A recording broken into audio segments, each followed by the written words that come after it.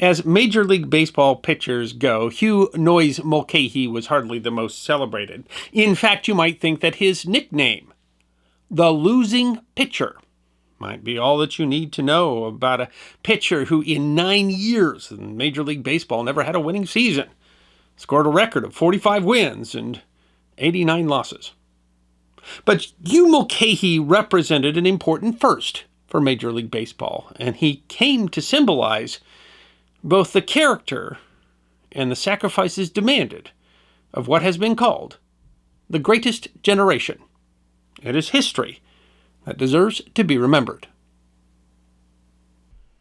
Hugh Noise Mulcahy Jr. was born in Brighton, Massachusetts on September 9th, 1913.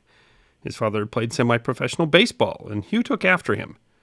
The junior Mulcahy was, by all accounts, a standout baseball player at Brighton High School, where Gary Bedingfield writes on the website Baseball and Wartime, he was an outfielder, but as he grew taller, he took up pitching. He was, according to the Beaver County Sports Hall of Fame, named to the Boston All-City team while in high school. The Boston Globe wrote of him going into his senior year in June of 1930. Hugh Mulcahy Jr., the Brighton High athlete, should be one of the best schoolboy pitchers in eastern Massachusetts next spring if he continues the fine work that he has uncovered recently. His father, Blue Mulcahy, a semi-professional twirler more than 25 years ago, ranked with the best in this section. Hugh Jr. is built like his father, has lots of speed, and is a good hitter. He also plays second base. Mulcahy, 6'2" and 196 pounds, worked his way through the minor leagues, making his major league debut in 1935 for the Philadelphia Phillies. While he spent most of the 1936 season in the minor leagues, he was called up by the Phillies late in the season, where writer C. Paul Rogers III writes on the webpage of the Society for American Baseball Research. He quickly became a mainstay on the staff. Sid Federer of the Associated Press called him one of the hardest-working elbowers of the 1937 season, noting that rookie Hugh Mulcahy tied one of Christy Matheson's 20-year-old records by appearing in 56 games. Rogers writes that the press began to call Mulcahy Iron Man. But he quickly took on another nickname, Rogers explains. Toiling for the woeful Phillies as one of the most used pitchers, he lost 20 games in 1938 and 22 in 1940, and was tabbed by sports writers with the moniker Losing Pitcher, supposedly because his name appeared so often in the newspaper box score with an LP beside it. The season stats did not help his case. In the 1940 season, Mulcahy lost the most games, allowed the most hits, gave up the most runs, and had the longest losing streak, 12 games, in Major League Baseball. But his record was not as bad as it appeared. In fact, in 1940, he was named to the National League All-Star team and received votes for League Most Valuable Player. Writing about his 1940 season, the Philadelphia Inquirer opined, in the campaign last year, Mr. Mulcahy won 13 and lost 22 games. On the surface, this does not look like an imposing record. You have to know something about the Phillies to appreciate the magnitude of the performance. Rogers explains that despite the disappointing record in 1940, Mulcahy had a fine year by any other measure. He started 36 games and completed 21, third most in the league. His 280 innings were fifth in the league, and his 3.60 ERA was well below the league average. That he got little hitting support is all too apparent, given the Phillies' league-worst .238 batting average. The team managed just 50 wins and finished 50 games behind the pennant-winning Reds. The website Shibe Vintage Sports writes, "Never mind that he played with a group of misfits better suited for Keystone Cops than for a baseball diamond, a team that lost over 100 games every year for the 3 straight years that Mulcahy started every 4th day. Never mind that the Phil's owner, Gary Nugent, sold off all the talent the Phils had in the late 1930s, leaving them with a shell of a team that really, honestly, shouldn't have played in the major leagues. Despite the 22 losses in his final game of the 1940 season, he threw a 4-hit shutout, and it was obvious that this was a pitcher entering his prime. There's little doubt that he was poised to shed that awful nickname. The promise showed in his new contract, said to be over $10,000. The Des Moines Register wrote, after 5 years of toiling on the Phillies' mound, Mulcahy was on the verge of getting into the important sugar. But of course, events were going on elsewhere in the world. While the United States was still talking about baseball, most of the rest of the world was at war. And while the United States was still technically neutral, those events overseas would throw a curveball at Hugh Mulcahy. The United States National Park Service website explains, when German forces captured France in June of 1940, Britain appeared on the brink of falling. This would have left little, if any, opposition to the spread of fascism around the world. Winston Churchill took to the radio to appeal to the public for American intervention, while also working government to government with FDR and Congress. In 1940, Roosevelt won his third term. During the election, he walked the fine line of both campaigning to keep the U.S. out of the war, while also affirming the need for America to protect itself. The public, uneasy at the global situation, increasingly supported a military draft. The United States Department of Defense explains, on September 16, 1940, President Franklin D. Roosevelt signed into law the Selective Training and Service Act, which was another name for the draft. It required all men between the ages of 21 and 45 to register for the draft. While there were wartime drafts during the Revolutionary War, the Civil War, and World War I, this draft was different. It was the nation's first peacetime draft. The new draft worked by a lottery system. Each person registered and determined eligible by their local draft board would draw a number, and numbers would be called as men were needed. Hugh Mulcahy drew a low draft number. This drew some consternation, not so much for his baseball career, but for a more practical reason. Anticipating a new well-paying contract, he had taken out a mortgage on a new home for his parents. Were his number to come up, he didn't know how he could pay the loan. The Des Moines Register wrote, he had just purchased a home for his parents in suburban Newton, Massachusetts, making the down payments with savings from his meager Philly salary. The money he would have collected in 1941 would have enabled him to pay off the home. He applied for a 6-month extension from his local draft board, but was refused. But still, the board told him his number would not likely come up before September. He signed a new contract with the Phillies, including a $3,000 raise, and prepared to head off to spring training in Miami Beach on February 28th. He told sports writer John Perato in 1991, I was all packed and ready to go, but I had a little change in my plans.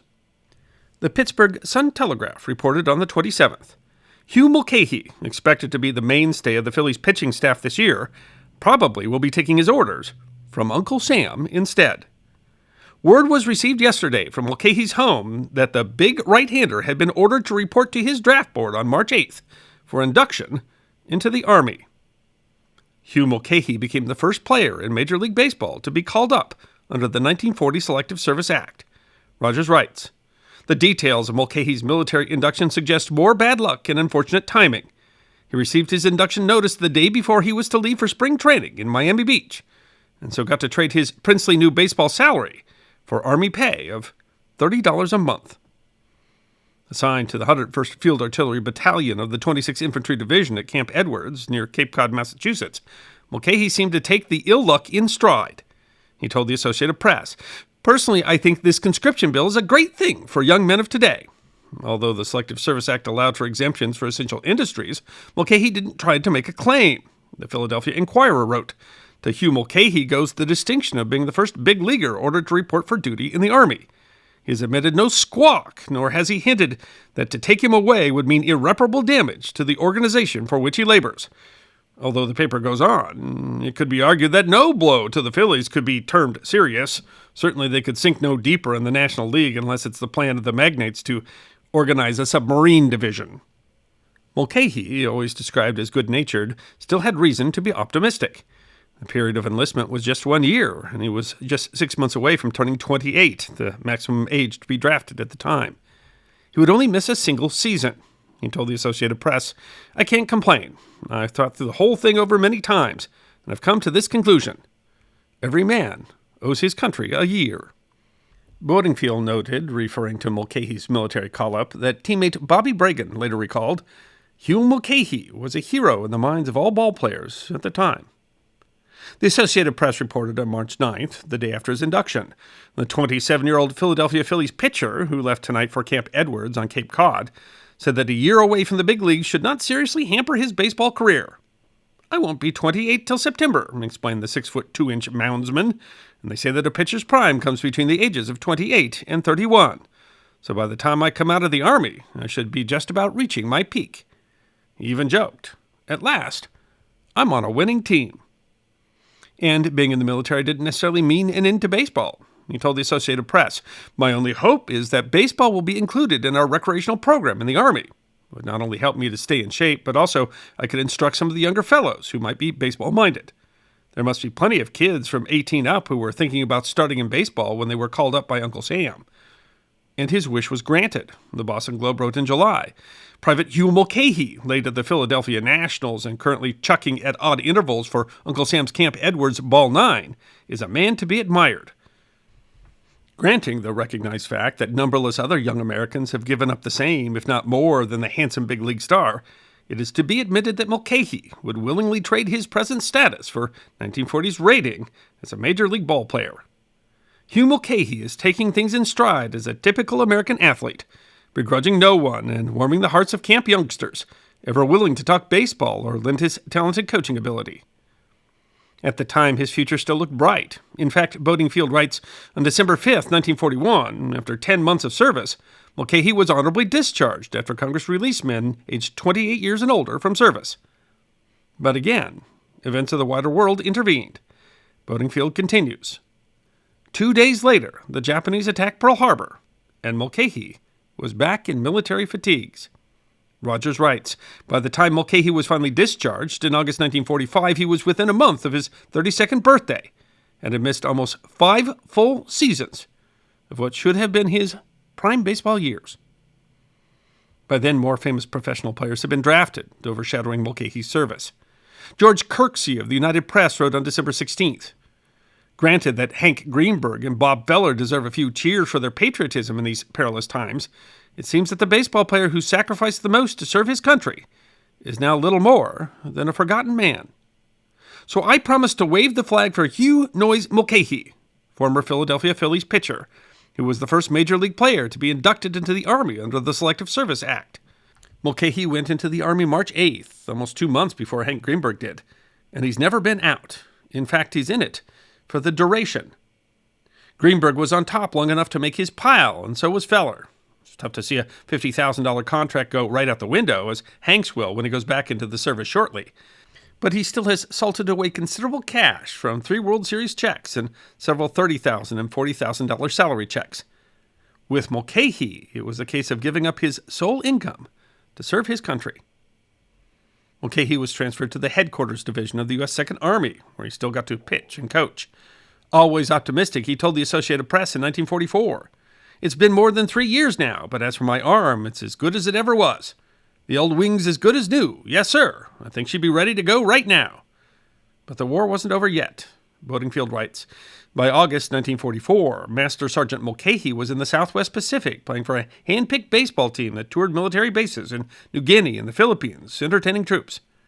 The squad included major leaguers Ken Silvestri, Al Flair, Al Kozar, and Irv Dusak. Many of the games took place in war-torn Rizal Stadium in Manila, where outfield walls were scarred with mortar blast and bleachers damaged by falling bombs. But in the shadow of a plaque dedicated to a Lou Gehrig home run, Mulcahy pitched well until he suffered a debilitating case of dysentery and lost 35 pounds. In July 1945, Lieutenant General Robert L. Eichelberger, 8th Army Commander, awarded Mulcahy a Bronze Star before sending him home to the States. The Boston Globe wrote on August 6th, "Some boys have given their lives. Some have given their arms and legs, their eyes, their mentalities. All Hugh Mulcahy gave was 4.5 years. Better than a college span, more than a presidential term. From 27 to nearly 32, the best years of a pitcher's life. That's what Mrs. Mulcahy's boy Buddy has given to the war." Mrs. Mulcahy's boy looks thin. He's lean, leathery, and tired. Baseball never did that to a man. It was the hot sun of Leyte, the powdered milk and dehydrated potatoes, the friends he left behind. The Globe noted that he had been away so long that there was only one player on the Phillies roster that he recognized. Moreover, the paper noted he had to drop down to Beaver, Pennsylvania, to see his wife, and Hugh Hamilton Mulcahy, his 4-month-old son, whom he had never seen. Mulcahy did return to the majors, but Bodingfield writes he was not the same pitcher that he'd been before the war. "I felt that I was very fortunate and also thankful that I was able to have a chance to get back into baseball," he told me in 2000. "I had confidence that I could pitch again in the major leagues. Being away for so long proved different. After missing about 5 years from baseball, he told writer David Finoli, and losing 35 pounds from an illness, I lost the zip in my fastball, which was my main pitch. He pitched just 18 games in 1946 and 47 for the Phillies and then the Pirates, and went back down to the minors until retiring in 1951. You might argue that Hugh Mulcahy's service was not as dangerous as some others, but his near death from tropical disease demonstrates that he faced the ravages of war just like millions of others. And while Rogers notes that other big league players were drafted into the military during the war, all of those had either had several good seasons before they enlisted or were young enough to come back and recover. Sports writer Red Smith wrote after his release from the Pirates, in a strictly professional sense, Mulcahy is the major war casualty among big league players. Mulcahy only lost a career that seemed just about to come full flower when he had to give it up. Hugh Mulcahy would spend another 30 years in professional baseball as a scout, a coach, and a manager. And while you would certainly think that he had reason to be bitter over having lost his primary playing years to the war, he told author John Perotto in 1991, a lot of guys went to war and didn't come back. I came back and had a long career in baseball. I think myself lucky, not cheated. Such was the attitude of the generation of whom so much was asked. Hugh Noyes Mulcahy passed away October 19th, 2001, at the age of 88. I hope you enjoyed watching this episode of The History Guy, and if you did, please feel free to like and subscribe and share The History Guy with your friends. And if you also believe that history deserves to be remembered, then you can support The History Guy as a member on YouTube, a supporter on our community at Locals, or as a patron on Patreon. You can also check out our great merchandise shop or book a special message from The History Guy on Cameo.